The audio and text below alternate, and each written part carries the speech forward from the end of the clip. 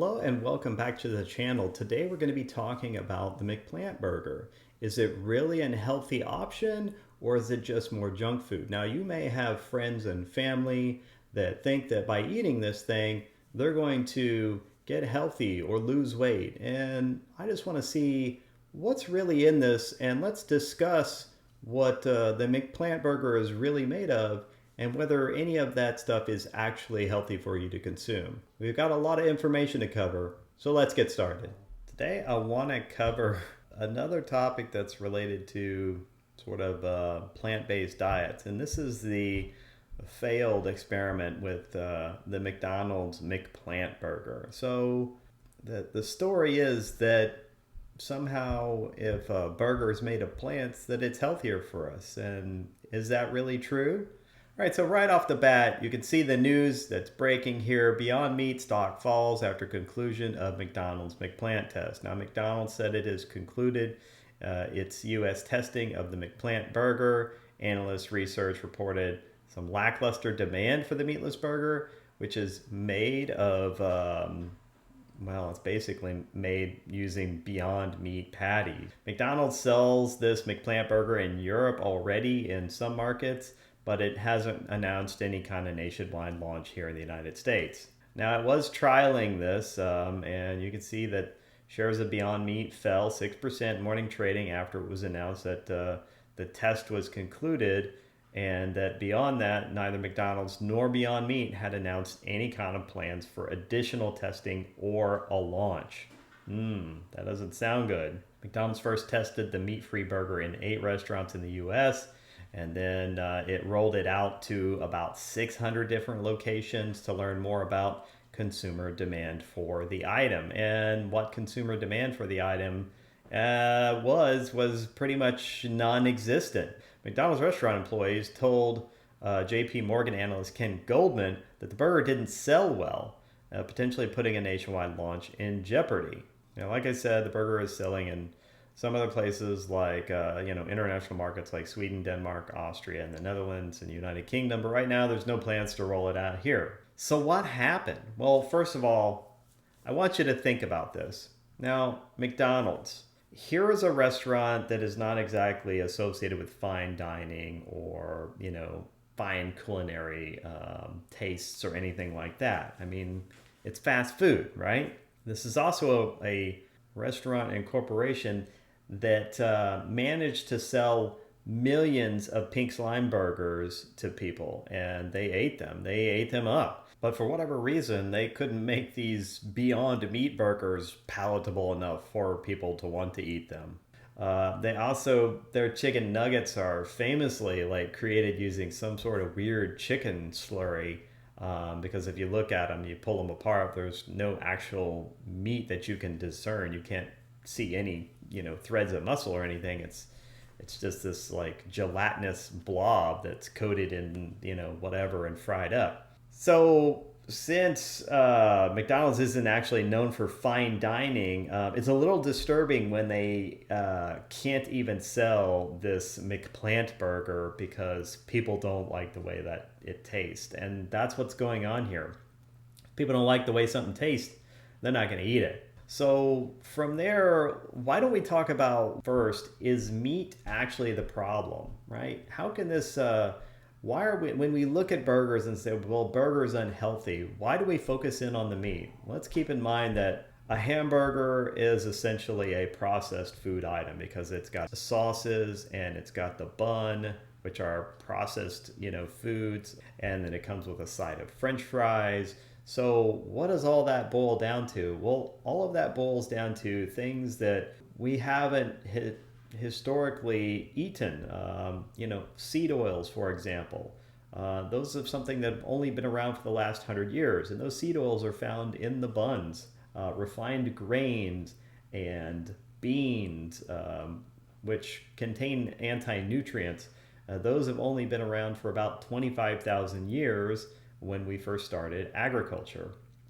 Refined sugar, only been around for about 2,500 years, and that's used in making the bun. It's used in making the ketchup. So things like that, the grains are used in making the bun, and the beans. The reason I mention those is because those are used in making the McPlant burger. This Beyond Meat meatless burger is made with beans and legumes specifically. So it's interesting that we think that all of that stuff is somehow healthy, and yet the meat, which we've eaten for millions of years, is unhealthy. So what am I talking about here? Well, let's take a look. Look, a study, this is on drkiltz.com. What did cavemen eat? Lots of meat, new study reveals. And this is actually published at the end of last year, December of 2021. And it just talks about the popular diet trends like keto and carnivore, and there's basically just doing research into this carnivore diet, hypercarnivore ancestral diet, and researchers actually went through and they did an analysis of a lot of different papers and pulled together a lot of data. So if we look at that massive study, what did cavemen eat? Massive study citing 25 lines of evidence from over 400 papers paints a comprehensive picture of our human ancestors as carnivore apex predators who for around 2 million years focused on hunting and eating large prey. And what are these lines of evidence and how do they come to this conclusion? Well, it's all in this article here, and they cover a lot of it. They cover things like, genetic and metabolic adaptations to high-fat diet. So they'll talk about these things. They talk about our stomach acidity, which is more suited to a carnivore or even a scavenger because we have such high stomach acidity. They talk about isotopes and trace elements, which allow them to determine what we were eating. And we were eating a lot of meat. They talk about gut morphology. Gut morphology is primarily aimed at, again, eating meat and fat because we have a large small intestine and we actually have a small large intestine. I know, they're named backwards if you ask me. All right, the mastication, this is our jaws, and this tells you again that our jaws are designed actually for eating meat versus eating plant foods. The jaws of most hominids who are eating plant foods have significantly larger jaws. They talk about skeletal structure and the fact that we have arm bones that are designed for throwing or this overhand action that you could use to maybe club something or throw a spear at something, right? These are things that are sort of unique to humans, right? So it's all covered in there. Look, we've been eating meat for millions of years. So does it make any sense that we say, oh, the meat is bad for us, but these seed oils and these refined grains that contain lots of anti-nutrients and these refined sugars that we haven't had in our diet, those are probably fine. We don't got to worry about those. Or French fries and ketchup, we don't got to worry about that. That's fine. No, none of that makes sense at all. So let's look at the meatless burger and see what's in the meatless burger. So this is the Beyond Beef, and these are the ingredients. And you can see that first of all, it contains water and then pea protein. And right off the bat, there's an asterisk next to pea protein because there's a warning. Peas are legumes. People with severe allergies to legumes like peanuts should be cautious when introducing pea protein in their diet because of the possibility of a pea allergy. And actually, this is becoming a problem. And not just a problem for, average Americans, but also a problem for some people who are vegan or vegetarian because they're finding that they are allergic to pea protein because they are legumes. That would be really tough for them. So what's wrong with legumes? What's wrong with pea proteins? So if we look at this article here, and I'll link this below, this is beans and other legumes and their anti-nutrient properties from Integrative Nutritional Therapies. And this is an article that has sources at the bottom so you can go and see this. Well, what are legumes? Those are beans, nuts, peas, lentils, soy. All of these things are considered legumes. And what are lectins? Like, the problem with legumes is that they contain two anti-nutrients, lectins and phytates. Lectins are an anti-nutrient that actually depletes protein. Protein is hugely important for the body. Almost everything in your body is going to be made up of amino acids. And so it's extremely important. Now, these lectins bind to insulin receptors, attack and bind to the stomach lining, and they seemingly cause something called leptin resistance. Now, leptin is an energy sensing hormone, and it sort of they call it the supervisor, the gatekeeper of fat metabolism. But basically, it measures how much energy is in our food, and when we've gotten enough energy, it tells us that we've gotten enough. And so it's for energy measurement, but it also is basically for satiety. It tells us, yes, you're good. That's enough food. Phytates, phytic acid. Phytic acid is found in grains and nuts and seeds and beans, and it's a serious problem because it makes minerals bio-unavailable. So it actually blocks absorption of minerals. So it's pretty easy to see like why phytates could be an issue. You think you're eating this healthy food, but it's full of lectins and it's full of phytates.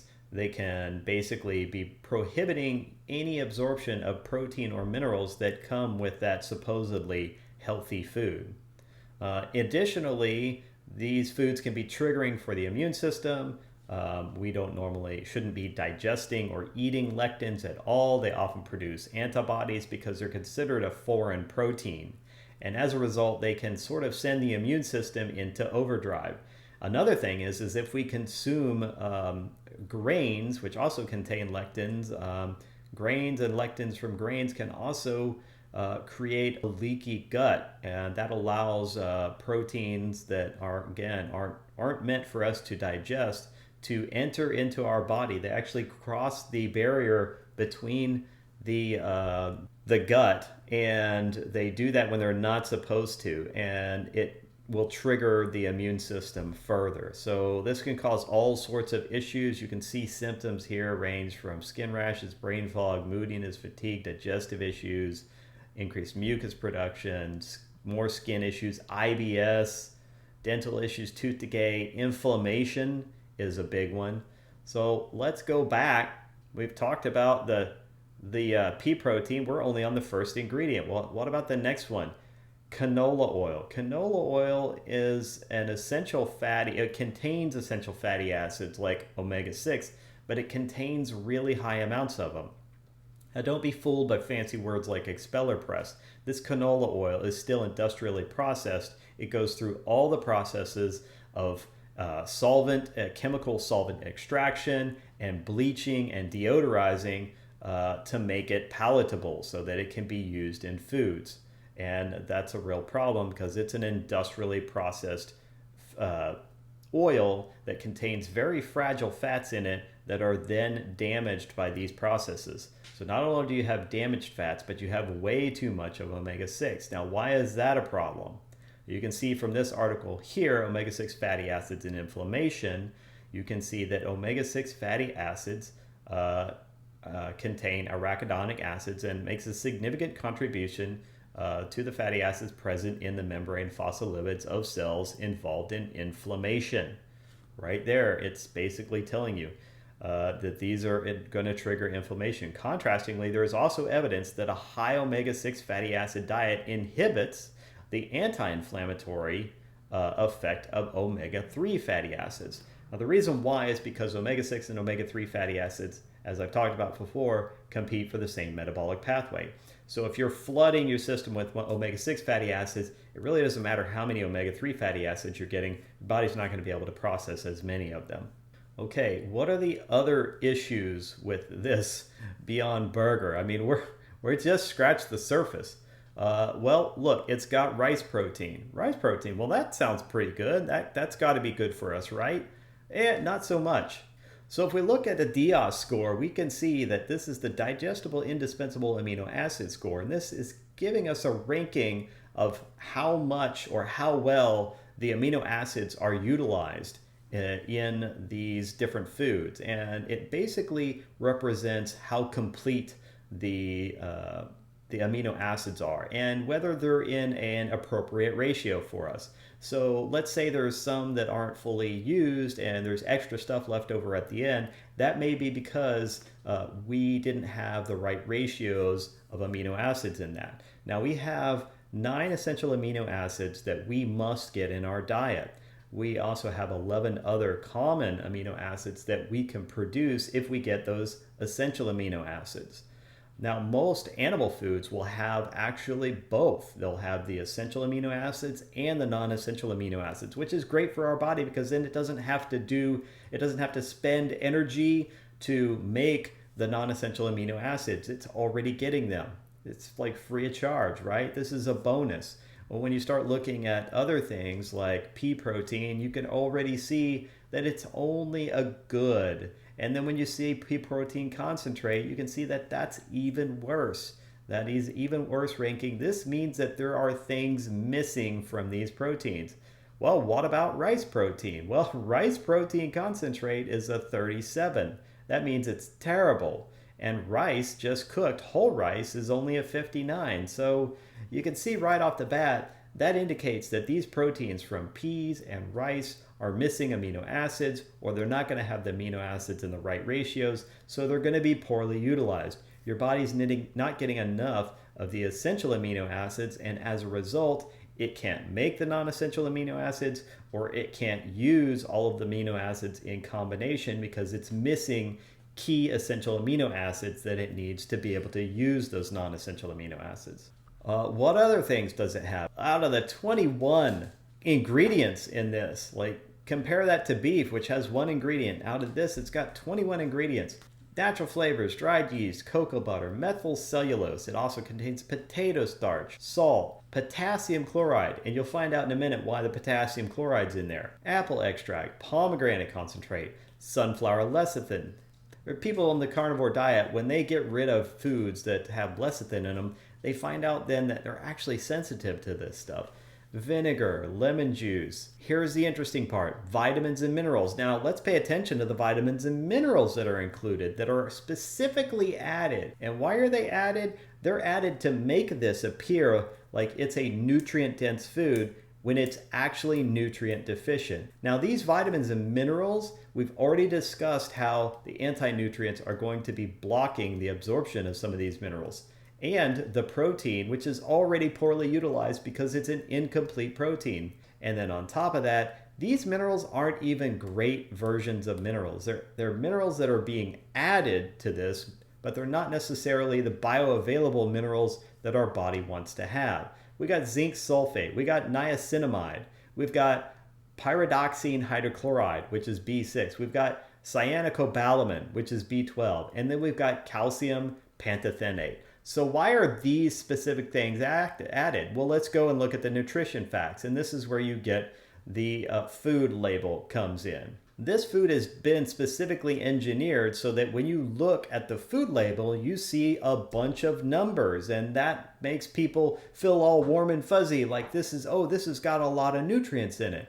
But you'll see that all these nutrients are added nutrients.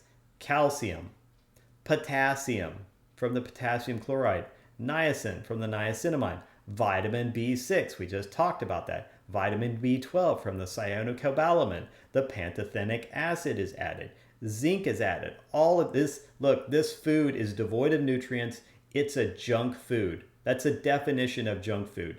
The only minerals and vitamins that are in it are vitamins and minerals that are added to it. Those are not bioavailable minerals. Those are not highly bioavailable vitamins. And as a result, when you combine those with the fact that this food already has problems with anti-nutrients that will prevent you from absorbing the poorly utilized protein and the poor forms of minerals that this comes with, this food is a nutrition disaster. It's going to cause havoc with your leptin, your satiety, so it's going to trigger you to just be hungry all the time. You're not going to have satiety, and you're not going to be able to figure out why, because you're eating your healthy Beyond Meat burger. So as you can see, like, look, this, just from the standpoint of what's in this, it's a very, very troubling food, and it's something that we should avoid. So let's just take a real quick look at who's pushing this Beyond Beef and Impossible Meats and things like that. So here we have sort of a tale of two different individuals. Now on the left we have Sean Baker, who's a medical doctor. He's an athlete. He holds records in several different events. Now he consumes a diet that hypercarnivorous diet that we just talked about, right? So that's in line with his genes. It's in line with what his body's expecting. And obviously, it's doing something good for him. On the other hand, we have Bill Gates. Now, Bill Gates is notoriously pushing all of this plant-based meat and how it's important for us to be healthy. Does Bill Gates look healthy to you? Look, I'm just going to say I'm going to trust the guy who looks healthy over the guy that doesn't look healthy to give me better advice on nutrition. I'm also going to trust the guy who's a doctor over the guy who's not a doctor. Now, I know that there are doctors that are unhealthy looking. Maybe you take what they say with a grain of salt then, right? The guy on the left is a doctor and a world-class athlete. He promotes a healthy style that includes red meat, but doesn't include things like grains and seed oils and refined carbohydrates. So basically, not the bun, not the ketchup, and not the French fries, but the ground beef, perfectly fine. All right, that's all I have for you today. I hope you enjoyed the video, and I hope this explained some of the reasons why, at the end of the day, the Beyond Burger is really just beyond belief. It's going to create a lot of problems like absorption of vitamins and minerals, absorption of protein, and a lot of inflammation. And let's not forget that science is showing us that inflammation is responsible and linked to many modern diseases. Diseases like cardiovascular disease. This is chronic inflammation we're talking about. Diseases like diabetes and things like that. Not things that you want to get. And I think that in the big scheme of things, things like Beyond Beef are not going to help you with your health, and they're not going to help you with disease. That's all I have for today. Hope you enjoyed the video. If you like the video and you like this information, then please like and subscribe, and I will see you in the next video. Have a great day.